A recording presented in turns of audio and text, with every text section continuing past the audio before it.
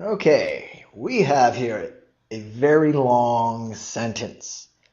For the most part, ETS, the people who write the GRE, they do not want you to read and make sense of every single word, starting here with throughout, going all the way down to a single period. Notice that in of itself, this is 5 lines, or at least 4.5 lines, which is very long.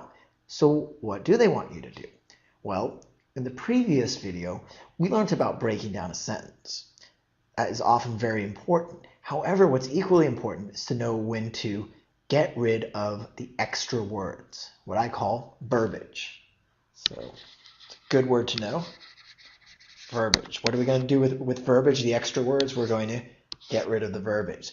So let's read the sentence and see what the verbiage is. So first off, you want to ignore the names, facts, and figures. We have this person throughout their authorial career. They wrote books such as The Sound and the Fury, and then their latest or their last novel, the Pulitzer Prize winning work, The Reavers. Look at all these facts, these figures, names of books. Finally, we get to the author himself, William Faulkner. But you know what? None of that. Nothing. Not a single word is important. Could be anyone. We are looking for what? We are looking for the clue. We are honing in on it. Where is it in this mess of words in our verbiage swamp? Well, we get to the point where he shunned. That's the first important word we have to know. To shun is to avoid something. He avoided certain sentences. What sort of sentences? Well, he would sometimes write an entire page without using a single period.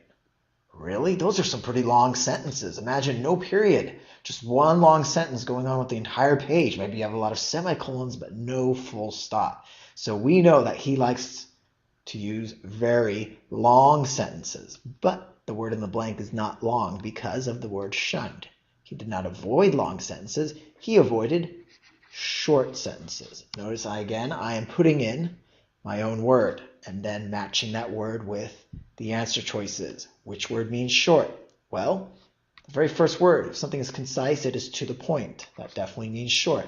And just like that, I'm able to get to the answer without having to wade through, again, the morass of words above. Just like that, there's my answer. Of course, there are a couple of trap answers here as well. People may think, hey, look at B, it's vague. His work must be vague. His writing is vague because he uses such long sentences. But again, he's not necessarily avoiding that. Is he avoiding a rambling style? Well, it sounds like he's using a long and rambling style. So again, knowing the word shunned is important. And of course, it's nothing in here showing us that it's controversial. And labyrinthine sounds like a labyrinth, which is a maze, a twisting maze. And we know we simply want a word that means short. That word is concise. And just like that, we've broken down or gotten through all the verbiage, focused on the clue, and arrived at the correct answer. Okay, looks like we have another monstrous mammoth sentence here.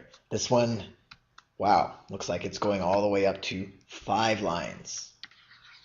So is that bad news? Well, not necessarily good news, but again, you see titles, you see names, not important. Break it down. I don't care about the names of the works. Look, it's Friedrich Nietzsche is how you pronounce it, but that's also something that's a tongue twister. That's only going to slow you down. Here we go. It's very similar to the last sentence or last text completions. Shunning a style. Now we're avoiding a blank style. So this time we should definitely get it right. So what did he do? Well, instead he liberally employed. So he used. Employed means to use. Used the use of aphorisms. So liberally employed the use of aphorisms and pithy paragraphs. So again, a lot of verbiage going on.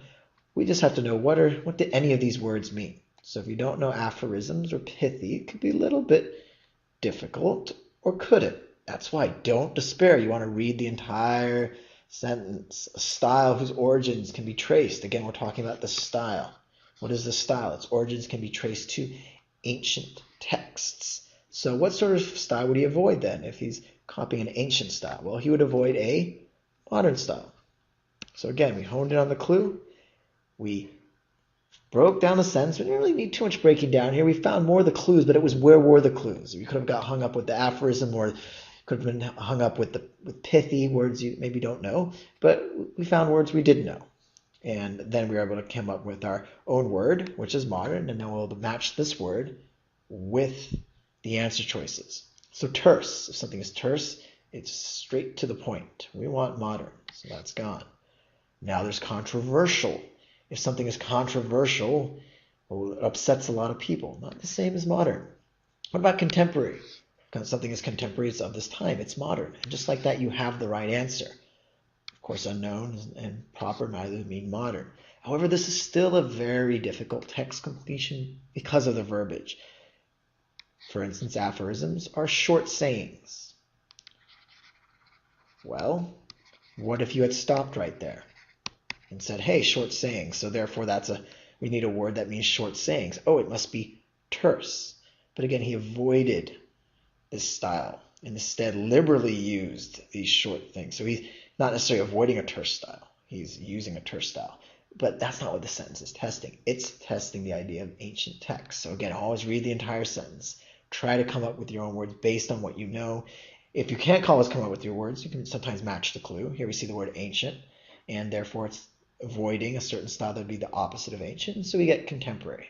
And therefore we've been able to break through the verbiage and get the right answer.